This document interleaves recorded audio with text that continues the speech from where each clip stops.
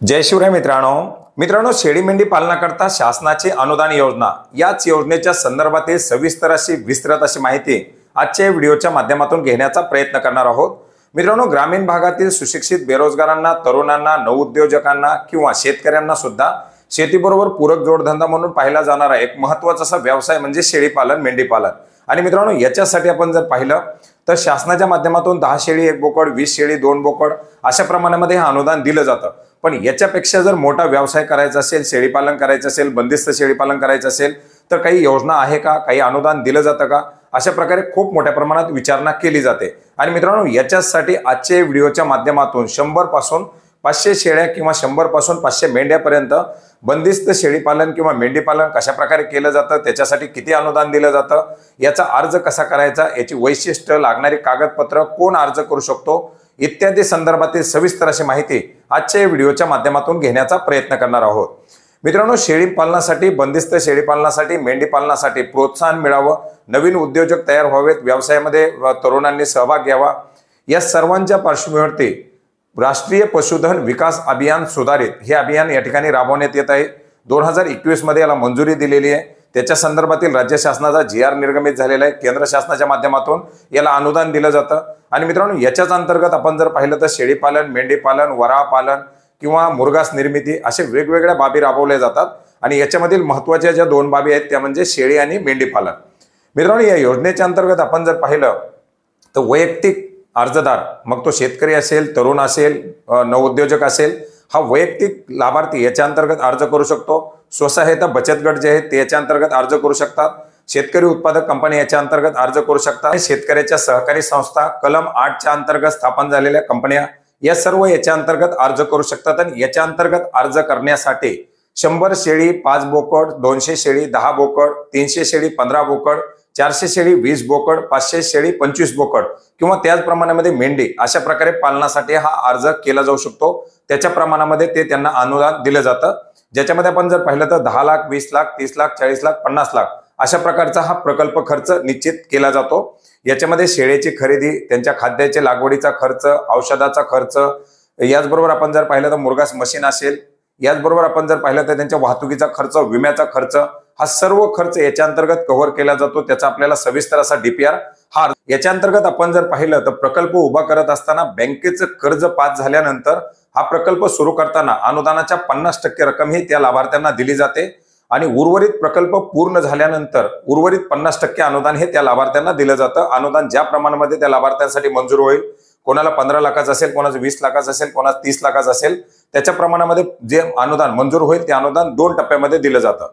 आता याच्यामध्ये दुसरी जी ऑप्शन आहे ते शेतकऱ्यांना, त्या लाभार्थ्यांना अर्ज करताना अर्जदाराला जर स्वतःच्या माध्यमातून जर गुंतवणूक करायची असेल, बँकेचं जर कर्ज घ्यायचं नसेल तर अशा लाभार्थ्यांना 25% गुंतवणूक करून आपला प्रकल्प सुरू केल्यानंतर त्याची शहानिशा करून पहिलं 50% अनुदान दिलं जातं। आणि प्रकल्प पूर्ण झाल्यानंतर, त्याचं व्हेरिफिकेशन झाल्यानंतर, त्याची मोका तपासणी झाल्यानंतर उर्वरित 50% अनुदान हे शासनाच्या माध्यमातून या लाभार्थ्यांना दिलं जातं। मित्रांनो, याच्यासाठी तुम्हाला ऑनलाईन पद्धतीने अर्ज करायचा असतो। याच्यासाठी तुम्हाला www.nlm.udyamimitra.in या संकेतस्थळावरती अर्ज करायचा आहे। तर हा अर्ज कसा करायचा याच्याबद्दल सुद्धा सविस्तर अशी माहिती थोडक्यात पाहण्याचा प्रयत्न करूया। मित्रांनो, या लिंकवरती क्लिक केल्यानंतर आपल्यासमोर nlm.udyamimitra.in नावाची वेबसाईट खुलेल। या वेबसाईटवरती आल्यानंतर या ठिकाणी पाहू शकता आपण पूर्वी अर्ज केलेला असेल तर लॉग इनचे ऑप्शन आहे, आपल्याला नवीन अर्ज करायचा आहे। आणि हा नवीन अर्ज करण्यासाठी लॉग इन हिअर नावाची एक ऑप्शन दिलेली आहे, याच्यावरती क्लिक करायचे आहे।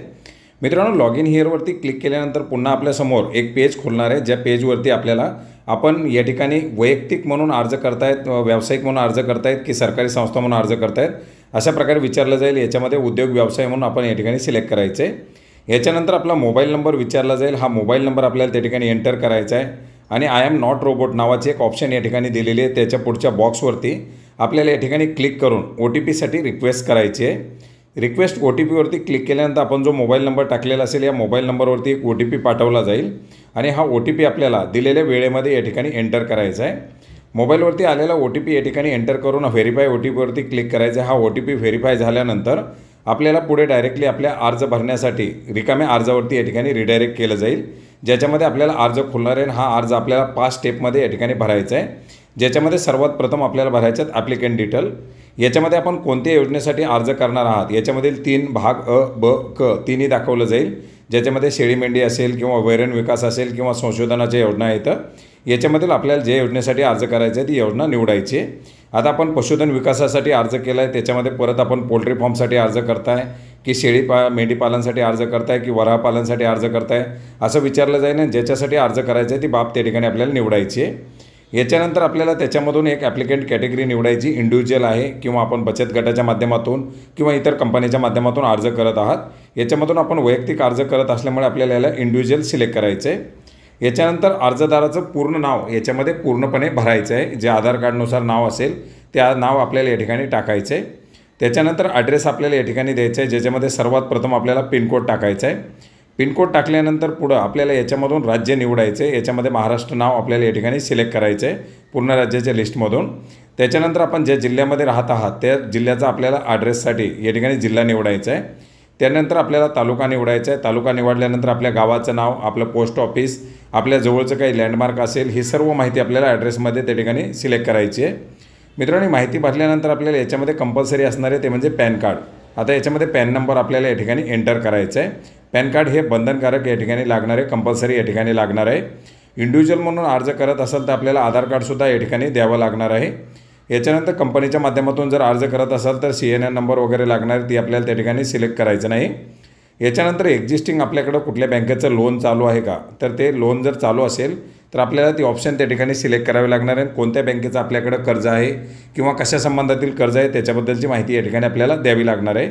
आणि जर आपल्याकडं कुठल्या बँकेचं सध्या कर्ज सुरू नसेल तर आपल्याला त्या ठिकाणी नो करूनसुद्धा आपण पुढं जाऊ शकता. याच्यानंतर प्रमोटर म्हणजे ज्या मालकाची व्यवसायाच्या उद्योगाच्या मालकाची माहिती या ठिकाणी द्यायची आहे. त्याचं पूर्ण नाव, वडिलाचं नाव आणि आडनाव, त्याच्यानंतर वडिलाचं नाव, मधलं नाव आणि आडनाव, आईचं नाव, मधलं नाव आणि आडनाव, अशा प्रकारे ते तिन्ही नाव आपल्याला या ठिकाणी भरायचे आहेत. याच्यानंतर मालकाच्या नावाचं म्हणजे जे अर्जदाराचं नाव आहे त्याचा ईमेल ID त्या ठिकाणी द्यायचं आहे. त्याची जन्मतारीख त्या ठिकाणी सिलेक्ट करायची आहे. प्रमोटर अर्जदार जर एकच असतील तर. आणि मित्रांनो, याच्यानंतर पुढची ऑप्शन असणार आहे ती म्हणजे जनरल प्रवर्ग, आपला प्रवर्ग निवडायची. SC असेल SC, ST असेल ST, OBC असेल OBC. आणि जर आपण जनरल प्रवर्गात असाल तर जनरल प्रवर्ग निवडू शकता. इतर जर आपला काही प्रवर्ग असेल ऑदरमध्ये तर आपण ऑदर सिलेक्ट करून त्याच्यामधून आपण इतर प्रवर्ग आपला जो काही असेल तो त्या ठिकाणी देऊ शकता. SC ST असेल तर SC ST सिलेक्ट करू शकता. याच्यानंतर मेल फिमेल, महिला पुरुष जे काही असेल ते आपल्याला त्या ठिकाणी सिलेक्ट करायचे. आणि KYCसाठी पुन्हा एकदा आपल्याला याच्यामध्ये पॅन कार्डचा नंबर, आधार कार्डचा नंबर हा या ठिकाणी द्यायचा आहे. याच्यानंतर आपला एक्सपिरियन्स, त्या व्यवसायाबद्दलचा, उद्योगाबद्दलचा जो एक्सपिरियन्स आहे तो 100 अक्षरामध्ये आपल्याला त्या ठिकाणी द्यायचा आहे. हा 100 अक्षरामध्ये एक्सपिरियन्स आपल्याला त्या ठिकाणी लिहायचा आहे. त्याच्यानंतर आपल्याला एज्युकेशन डिटेल जे आहेत या एज्युकेशन डिटेल त्या ठिकाणी द्यायच्यात की आपण ग्रॅज्युएशन झालेलं आहे, अंडर ग्रॅज्युएशन आहे की पोस्ट ग्रॅज्युएशन आहे, जी काही शिक्षणाबद्दलची माहिती असेल ती त्या ठिकाणी आपल्याला द्यायची आहे. त्याच्यानंतर या पशुधन विकासाबद्दल, या पशुपालनाबद्दल आपण काही एक्सपिरियन्स सर्टिफिकेट आहे का, काही ट्रेनिंग घेतलेलं आहे का, आणि जर ते ट्रेनिंग असेल तर आपल्याला S करायचं आहे, त्याच्याबद्दलची माहिती ॲड करायची आहे. आणि नसेल तर त्या ठिकाणी आपण नो करूनसुद्धा पुढं जाऊ शकता. याच्यानंतर आपण याच्याबद्दल जे काही ॲन्युअल इन्कम आहे या व्यवसायामधून, उद्योगामधून आपला जो वार्षिक उत्पन्न आहे ते वार्षिक उत्पन्न किती आहे ते आपल्याला या ठिकाणी द्यायचं आहे. याच्यामध्ये उत्पन्नानुसारच आपली पुढं फाईल या ठिकाणी मंजूर होते, त्याच्यामुळे उत्पन्न टाकताना व्यवस्थित असं उत्पन्न या ठिकाणी सिलेक्ट करायचं आहे. याच्यामध्ये उत्पन्न सिलेक्ट करून आपल्याला पुन्हा नेक्स्टवरती क्लिक करायचं आहे. नेक्स्टवरती क्लिक केल्यानंतर आपला अर्ज पुढच्या सेकंड स्टेपला जाणार आहे, ज्याच्यामध्ये आपल्याला प्रोजेक्ट डिटेल द्यायचे आता. आणि या ज्या प्रोजेक्ट डिटेल असतील याच आपल्याला आपल्या DPRमध्ये सुद्धा येणार आहेत. याच्यामध्ये आपल्या नेक्स्ट फ्युचर जो प्लॅन आहे, जे आपण या ठिकाणी प्रोजेक्ट करणार आहात, त्याच्यामध्ये 200 शब्दामध्ये आपल्याला त्याच्याबद्दलची माहिती त्या ठिकाणी द्यायची आहे. याच्यानंतर ज्या ठिकाणी आपण प्रोजेक्ट उभा करणार आहात त्या ठिकाणचा ॲड्रेस आपल्याला या ठिकाणी द्यायचा आहे. पूर्वी जो आपण ॲड्रेस दिला होता तो आपला राहता ॲड्रेस होता. आता जो ॲड्रेस देणार आहात तो आपल्याला प्रोजेक्टचा ॲड्रेस द्यायचा आहे. याच्यामध्ये पिनकोड, राज्य, जिल्हा वगैरे सर्व सिलेक्ट करायचे. आणि याच्यानंतर आपल्याला आपलं GPS लोकेशन द्यायचे, GIS लोकेशन द्यायचे, जे आपण गुगल मॅपवरती राईट क्लिक करूनसुद्धा आपल्या लोकेशन कॉपी करून देऊ शकता किंवा नोटकॅमध्ये वगैरे फोटो काढूनसुद्धा त्याच्यामध्ये आलेलं जे लोकेशन असेल ते लोकेशन या ठिकाणी आपल्याला लॉंगिट्यूड, लॅटिट्यूडमध्ये या ठिकाणी द्यायचं आहे. मित्रांनो, याच्यानंतर आपल्याला पुढं आपल्या स्टेटस ऑफ लँड द्यायचे, स्वतःच्या मालकीचं आहे की भाडेपट्ट्याचं आहे ते त्या ठिकाणी आपल्याला सिलेक्ट करायचे. स्वतःचं असेल तर स्वतः, आणि भाडेपट्ट्याचं असेल तर भाडेपट्ट्याचं, त्याची कागदपत्र पुढं आपल्याला अपलोड करावी लागणार आहेत. याच्यानंतर किती कामगार आपल्याकडं काम करणार आहेत त्या कामगाराची माहिती याच्यामध्ये द्यायची. 1, 2, 3, 10 जेवढे कामगार आपल्याकडे काम करणार असतील तेवढे त्या कामगाराबद्दलची माहिती द्यायची आहे. किती शेतकरी याच्याबरोबर जोडले जाणार आहेत त्याच्याबद्दलची माहिती द्यायची आहे आणि ही सुद्धा माहिती आपल्याला DPRमध्ये या ठिकाणी द्यावी लागणार आहे। याच्यानंतर कॉस्ट ऑफ प्रोजेक्ट आपल्याला या ठिकाणी द्यायची आहे, ज्याच्यासाठी आपल्याला आपण काय काय याच्या अंतर्गत खरेदी करणार आहात त्याची माहिती या ठिकाणी जोडावी लागणार आहे। याच्यामध्ये समजा आता आपण जी माहिती जोडणार आहात त्याच्यासाठी आपण ॲड रो करू शकता। आता याच्यामध्ये आपण शेळ्या खरेदी करणार आहात, किती शेळ्या खरेदी करणार आहात, 25 खरेदी करणार आहात। एका शेळीची किंमत आपण या ठिकाणी 8,000 पकडली तर ॲटोमॅटिक त्याची किंमत 2 लाख रुपये आपल्याला पुढे दाखवली जाणार आहे।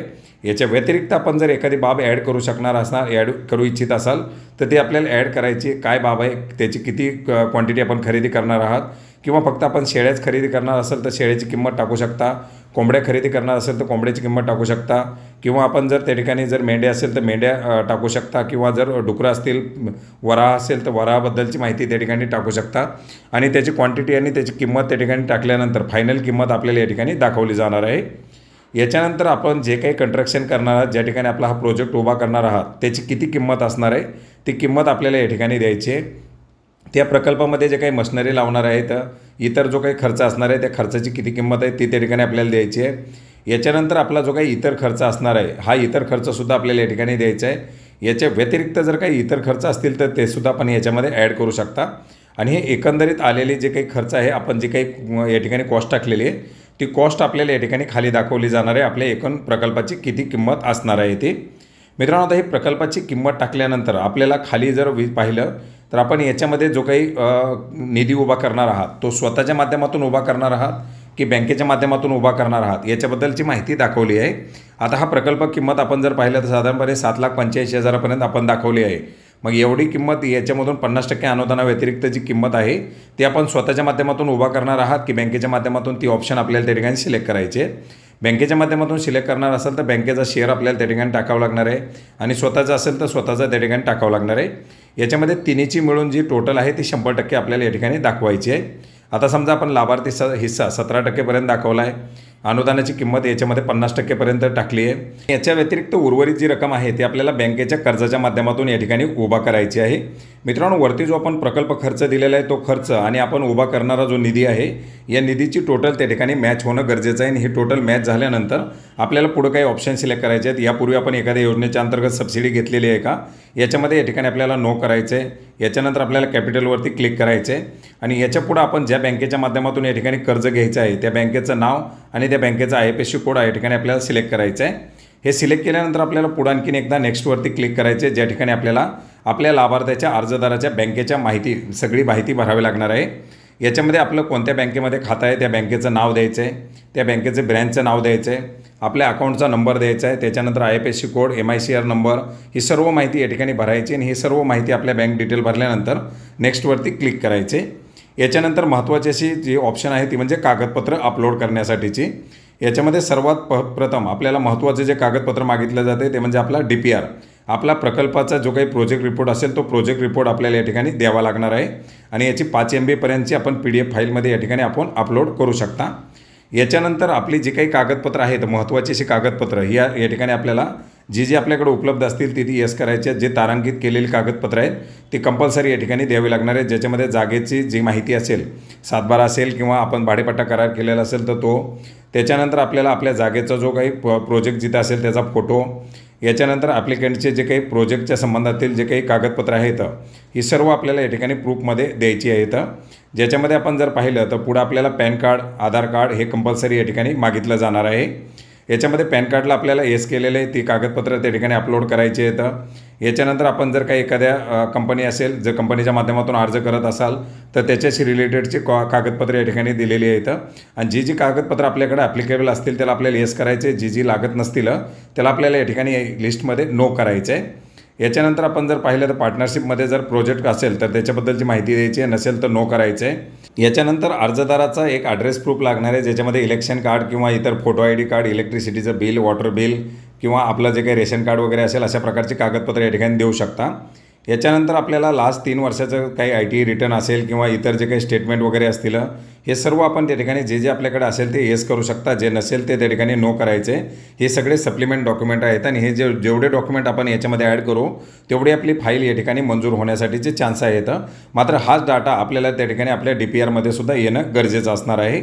याच्यानंतर KYC साठी पॅन कार्ड, आधार कार्ड या ठिकाणी कंपल्सरी असणार आहे, ते ऑटोमॅटिकली येत झालेलं आहे। ॲड्रेस प्रूफ एक या ठिकाणी कंपल्सरी लागणार आहे, लाभार्थ्याचा फोटो या ठिकाणी कंपल्सरी लागणार आहे। कास्टच्या अंतर्गत जर आपण अर्ज भरलेला असेल तर आपल्याला कास्ट सर्टिफिकेट त्या ठिकाणी द्यावं लागणार आहे। जनरलमधून अर्ज असेल तर आपण त्या ठिकाणी नो करू शकता। एज्युकेशन डिटेल त्याचे सर्टिफिकेट आपल्याला त्या ठिकाणी द्यायचे आहे। ट्रेनिंगचं सर्टिफिकेट जे आपण ट्रेनिंग घेतलेलं असेल तर ते त्या ठिकाणी द्यायचं आहे। एक्सपिरियन्सचं सर्टिफिकेट जर आपल्याकडे असेल तर ते त्या ठिकाणी द्यायचे आहे आणि अशा प्रकारची सर्व सर्टिफिकेट सिलेक्ट करून आपल्याला सर्टिफिकेट या ठिकाणी अपलोड करायचे आहेत। याच्यामध्ये DPR आपल्याला 5 MB आहे, त्याच्यानंतर इतर कागदपत्रासाठी 1 MB आहे। अशा प्रकारचे कागदपत्र आपण JPEG PDF फॉर्मॅटमध्ये या ठिकाणी अपलोड करून सबमिट करायचे। तर मित्रांनो हे सर्व सबमिट केल्यानंतर आपल्याला शेवटचं कन्फर्मेशन येणार आहे की याच्यासाठी जी काही KYC केली जाणार आहे त्याच्यासाठी आपण दिलेली डॉक्युमेंट आपल्याला या ठिकाणी दिलेली आहेत। आपल्याला सर्व या अटी शर्ती आपल्याला मान्य आहेत आणि अटी शर्तीला आय ॲग्री करून क्लिक करायचे। त्याच्यानंतर डेट दाखवली जाईल, आपली प्लेस त्या ठिकाणी द्यायची आहे आणि सर्व माहिती त्या ठिकाणी चेक करून व्यवस्थित हे करून आपला हा अर्ज फायनल सबमिट करायचा आहे। मित्रांनो हाच अर्ज केल्यानंतर पुन्हा आपण अर्ज सबमिट झाल्यानंतर आपल्या अर्जाची स्थिती करण्यासाठी पाहण्यासाठी याच वेबसाईटवरती या ठिकाणी लॉग इनच्या ऑप्शनमधून या ठिकाणी लॉग इन करून आपल्या अर्जाची स्थिती पाहू शकता। याच्यासाठी सुद्धा आपल्याला राईट साईडला या ठिकाणी लॉग इनची ऑप्शन दिलेली आहे। लॉग इनवरती क्लिक केल्यानंतर आपल्याला पुन्हा एकदा ज्याप्रमाणे आपण नवीन अर्ज करण्यासाठी सिलेक्ट केलं होतं त्याचप्रमाणे आपल्याला मोबाईल नंबर टाकायचा आहे, OTP टाकायचा आहे आणि हा OTP टाकल्यानंतर आपण केलेल्या अर्जाची स्थिती त्या ठिकाणी दाखवली जाते। जर आपलं बँकेचं कर्ज असेल तर हा अर्ज पुढे बँकेकडे पाठवला जातो। बँकेकडून मंजुरी आल्यानंतर आपलं प्रकरण मंजूर झाल्यानंतर या ठिकाणी पुढची प्रक्रिया राबवली जाते। परंतु आपण जर बँकेच्या कर्जाशिवाय जर हा प्रकल्प राबवत असाल तर आपली फाईल ताबडतोब पुढील विभागाकडे पाठवली जाते आणि हा फाईल मंजूर झाल्यानंतर आपल्या पुढच्या जी काही प्रकल्पाची अंमलबजावणी झाल्यानंतर आपल्याला ताबडतोब त्याच्यामध्ये 50% पर्यंतचं अनुदान या ठिकाणी दिलं जातं। तर मित्रांनो अशा प्रकारे खूप मोठ्या प्रमाणात विचारल्या जाणाऱ्या या शेळी मेंढी पालन अनुदान योजनेच्या संदर्भातील ही एक महत्त्वाची अशी माहिती होती जी आपल्याला नक्की उपयोग पडेल अशी आशा करतो। भेटूयात नवीन माहितीसह नवीन अपडेटसह।